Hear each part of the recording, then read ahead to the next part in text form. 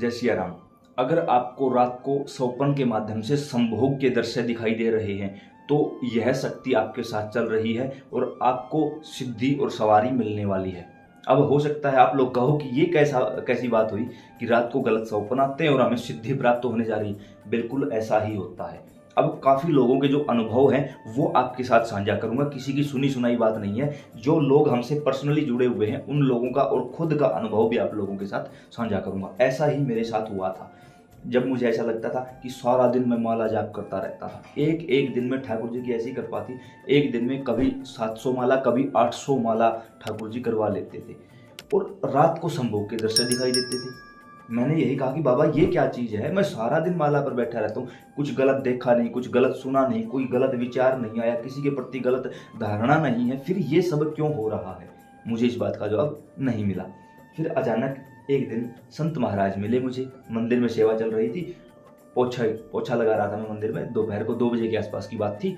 संत आए, मैंने उनको प्रणाम किया, बैठे, बातचीत ऐसी चली। तो मैंने उनसे पूछ लिया कि मेरे मन में एक सवाल है कि ऐसे या तो मैं सारा दिन मंदिर की सेवा चल रही है, ठाकुर जी करवा रहे हैं मुझसे, या फिर सारा दिन जाप करवाते रहते हैं और रात को ये दृश्य दिखाई देते हैं, मैं क्या करूँ। तब उन्होंने मुझे जो बात बताई मैं वो आप लोगों को बताने जा रहा हूँ भाई।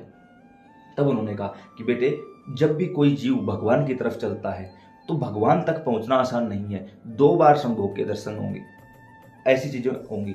एक बिल्कुल शुरुआत में क्या होता है, संभोग के दृश्य दिखाई देना, अपने आप से नफरत हो जाना, देवी देवताओं के प्रति गलत विचार आना। अगर आप महिला हैं तो पुरुषों के प्रति गलत विचार, पुरुष हैं तो महिलाओं के प्रति गलत विचार, काम वासना का हद से ज्यादा बढ़ जाना। और फिर आप अपने आप से ही सोचोगे, यार ये मैं कितना नीच हूं कि मैं क्या सोच रहा हूं। आपका मन ही खुद गलानी से भर जाएगा। मैंने कहा ठीक ऐसी ही बात है। तो उन्होंने कहा प्रारंभिक अवस्था में ऐसा इसलिए होता है क्योंकि वो विचार आ नहीं रहे हैं, वो आपके अंदर थे, पूर्व जन्मों के कारण आपके अंदर वो चीज है, वो आ नहीं रही है, वो अंदर से बाहर जा रही है। तो इसमें घबराने की आवश्यकता नहीं, आपके अंदर का शुद्धिकरण चल रहा है। क्यों? देवी देवता कहाँ निवास करेंगे? शुद्ध स्थान पर।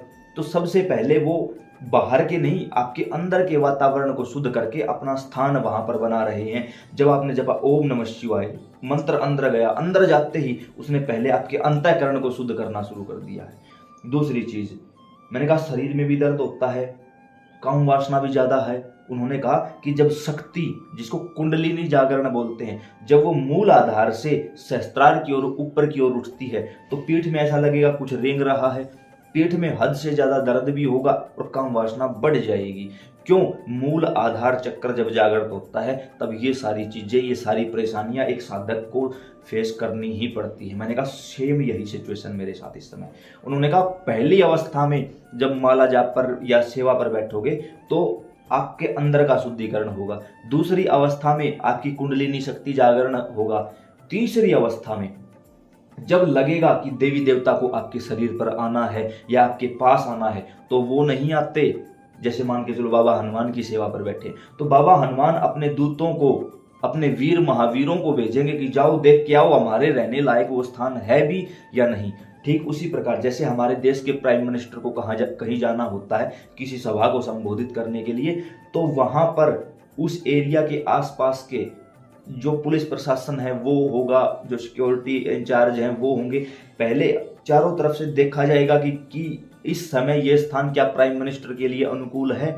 ठीक उसी प्रकार जब सुप्रीम पावर चल के आती है तो वो अपनी सहायक शक्तियों को पहले भेजती हैं कि जाओ देख के आओ कहीं अभी इस पात्र में कहीं छिद्र तो नहीं है। क्यों? क्योंकि जब पात्र में, अब ये देखो इसके अंदर कहीं छेद नहीं है तो जल बाहर नहीं आ रहा, लेकिन अगर इसके अंदर कोई छेद होता तो रुक नहीं सकता था ये जल इसके अंदर। उसी प्रकार एक साधक को पूरी तरह तैयार करने के लिए जानबूझकर उस चीज को भेजा जाता है कि जाओ और पता करो। तब बाबा के जो दूत, वीर, महावीर जो आते हैं वो हमारी परीक्षा लेते हैं। यहाँ पर तीसरा और अंतिम जो चरण है वो होता है परीक्षा का चरण। उस समय हमारी परीक्षा ली जाती है। परीक्षा किन रूपों में ली जाती है? सबसे पहले हमारे ही घर के लोगों द्वारा हमें उल्टा सीधा बुलवा दिया जाएगा। बैठा रहता है सारा दिन, बाबा बनेगा, साधु बनेगा, ये करेगा समाज कल्याण, कुछ करता है नहीं, मुफ्त की रोटियां तोड़ता है। ऐसी ऐसी चीजें बाहर के लोगों से नहीं। क्यों? क्योंकि बाहर का कोई बोलेगा हमें फर्क ही नहीं पड़ता, बोलता रहे। लेकिन जब घर का ही कोई व्यक्ति, वो भी हमारा कोई खास, कोई अपना, जैसे माता पिता से बुलवा दिया, भाई बहन से बुलवा, जब क्यों, क्योंकि चोट करनी है तो उस जगह करो जहाँ का हिस्सा कमजोर है। बाहर के लोगों का हमारे ऊपर कोई फर्क ही नहीं पड़ता, इसलिए घर के लोगों से जानबूझकर बुलवाई जाती है वो बातें, ताकि जो थोड़े बहुत आपके कुछ कर्म बचे हुए हैं उनका भी शुद्धिकरण हो सके और पूरी तरह आपको कठोर किया जा सके। एक छोटी सी बात यहाँ याद आई है, जैसे मैंने एक छोटी सी वीडियो देखी थी, पता नहीं कौन से प्रेमी ने भेजी थी, संत श्री प्रेमानंद जी महाराज की। उन्होंने कहा कि एक शीशा होता है जो हल्की सी चोट से टूट जाता है, और एक शीशा ऐसा होता है जो जिसको बुलेट प्रूफ बोलते हैं, जो गोली से भी नहीं टूटता। क्यों? क्योंकि उसको इस तरीके से बनाया जाता है। उसी प्रकार भगवान आने से पहले अपनी सहायक शक्तियों को भेजकर उसको उठा पटक करके इस तरीके से तैयार कर दिया जाता है कि अब वो साधक भगवान के अलावा भगवान से भी कुछ नहीं चाहता। भगवान के अलावा तो चाहेगा ही क्या, वो भगवान से भी कुछ नहीं चाहता। और महर्षि भारद्वाज से जब प्रभु श्री राम ने पूछा कि बताइए भगवान कहाँ रहे, तब उन्होंने कहा कि आप तो स्वयं भगवान हैं, लीला के कारण हमसे पूछ रहे हैं, फिर भी हम आपको बताते हैं, जे ही न चाही कबहू कछु तुम संग सहज सने, कि प्रभु जो आपसे कुछ नहीं चाहता, आपके अलावा वो किसी और से तो मांगेगा ही क्या, वहां रहिए जो आपसे भी कुछ नहीं चाहता। तो ठीक उसी प्रकार अपना स्थान बनाया जाता है। एक बार अपने आप से पूछो, जब आप शुरुआत में माला लेकर बैठे थे, मन में था पैसा आएगा, सीधी साधना कर लूंगा, शक्तियां ले लूंगा, काम चला लूंगा, घर की नेगेटिविटी को दूर कर दूंगा, और देखते देखते देखते देखते यहां तक आप पहुंचे हो कि आज आप भगवान से भी कुछ नहीं मांगते। तो ये आपकी योग्यता नहीं है, हमारी योग्यता नहीं है, ये हमारा पुरुषार्थ नहीं है।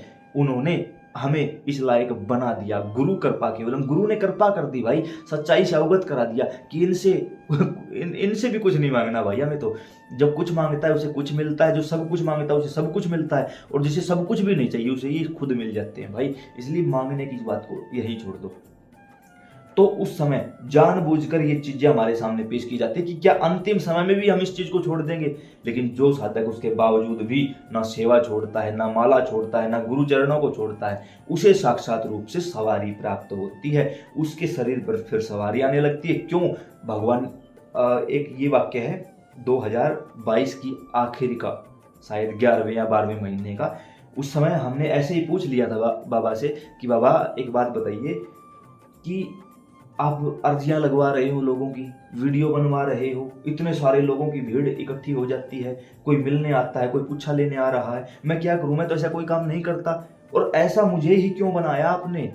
तब बाबा ने बड़ा सुंदर जवाब दिया था कि जब कोई निस्वार्थ भाव से, स्वार्थ के लिए नहीं परमार्थ के लिए चलता है, उस पर हमारी नजर पड़ जाती है और हम उस स्थान के ऊपर कब्जा कर लेते हैं।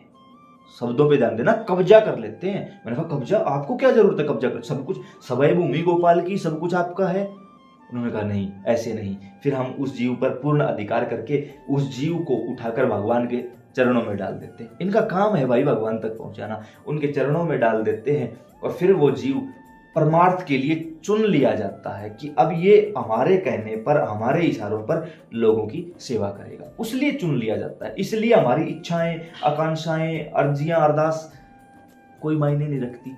क्यों नहीं रखती? क्योंकि अब वो मिल चुके हैं, अब वो मिल चुके हैं भाई, वो धन प्राप्त हो चुका है जो सांसारिक नहीं आध्यात्मिक है। तो इसी प्रकार खुद अगर ये सारी चीजें आप लोगों के साथ घटित हो रही, आपको शुरुआती चरण से आखिरी चरण तक सब कुछ क्लियर करके बताया है, और सुनी सुनाई नहीं, खुद के जीवन का वास्तविक अनुभव आप लोगों के सामने रखा है।